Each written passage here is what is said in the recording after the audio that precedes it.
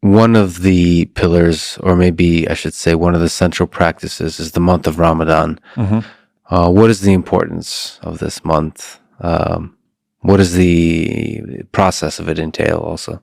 So Islam has, I think it'd be good to maybe lay this out for people, Step back. the articles of faith and the pillars of Islam. So the Sure. articles of faith, there are 6 articles of faith, and this kind of lays the foundation for the creed of Islam. So belief in God, belief in the angels, belief in the messages, belief in the messengers, okay? Belief in the day of judgment, and belief in divine decree. Mhm. So these are the 6 articles of faith.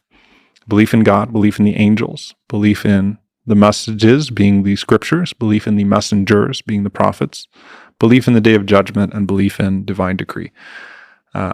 That's what you have to believe to be a Muslim. You have to believe in those 6 things, right? And then you go to the pillars of faith. The 5 pillars of faith are sort of, or they make up the structure of those articles of faith, the practice of the Muslim. So to be a Muslim, you testify that there's only one God worthy of worship and unconditional obedience, and then you testify that Muhammad is the final messenger of God. That's the first pillar. It's the actual testimony and entering into Islam.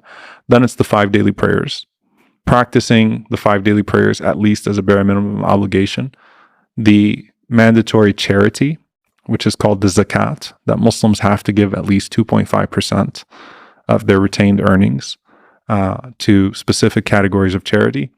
Then it is the fasting of the month of Ramadan, the mandatory fasting of the month of Ramadan. And then it's the Hajj, if you can do so, the pilgrimage, if you can do so once in your lifetime. So those are the 5 pillars of Islam. So Ramadan is a month in which Muslims engage in this incredible spiritual boot camp. Now, fasting can mean different things to different people. When we fast from before sunrise to sunset for an entire month, and there's no food or water, period.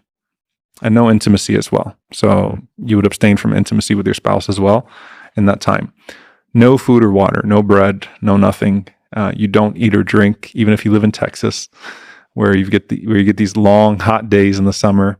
And of course, Islam is on a lunar calendar, so it moves every year, about 10 days earlier. During that time, you restrict the intake to the body so that you can focus on the intake of the soul.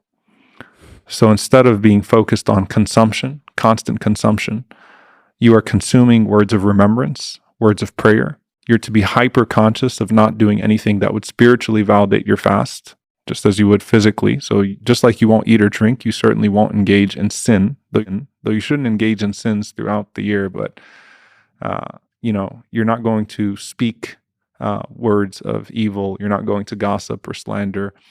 You try to fast with your eyes, not look at things that are not praiseworthy. So you try to engage in a wholesome act of disciplining yourself with a consciousness of God, but then channel that into engaging the soul instead, exercising the soul instead. And what you'll find with Muslims, act of God consciousness, where they reduce the consumption, is they become far more grateful for the blessings of God, because throughout our lives, we just take sips of water, we eat what we can, we snack. When you're abstaining from that, you become so much more grateful for that sip of water, so much more grateful for that bite of food, so much more aware of the one who provided those blessings to you, so much more aware of those that don't have the same access to those blessings that you have. So you also develop sense of empathy for the poor that don't have access to those blessings on a regular basis, that can't help but fast. And on top of that, again, spiritually, you are engaged in extra reading. At that time, people are listening to more lectures. People are engaged in extra acts of devotion, extra acts of charity. Muslims are most charitable in the month of Ramadan.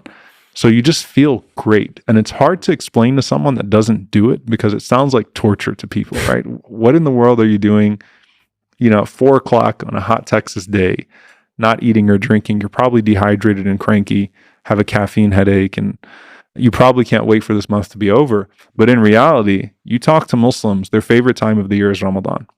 You feel amazing. You feel absolutely incredible, because you taste a different type of consumption. You feed your soul for a change.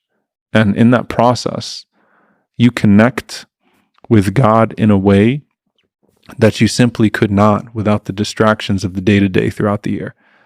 Now, it's good that it's one month of the year because it's honestly physically taxing, right? So it gives you a chance to experience it for that 1 month, but then you're encouraged to fast a few days of the year as well outside of the month of Ramadan to keep that connection.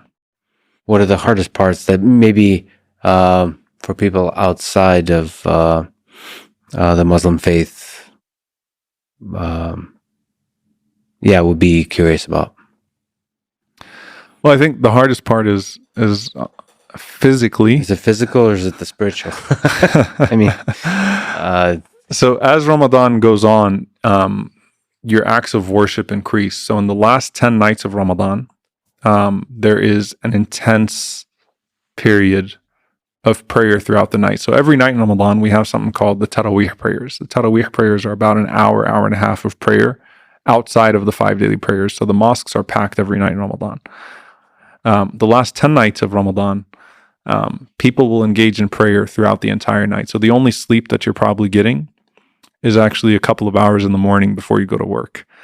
So it's everything sort of put together, the disruption of schedule, the disruption of diet, the physically exerting yourself. But the way you feel is unmatched. I mean, you feel so fulfilled through that deprivation. And that's actually the point. You know, it all ties back together when you talk about even tests and trials, that God does not deprive us of anything except that he gives us something greater in return. And you do not deprive yourself of anything for the sake of God except that he gives you something greater in return. And so fasting is an exercise in patience that unlocks an infinite sense of gratitude and a greater connection to God.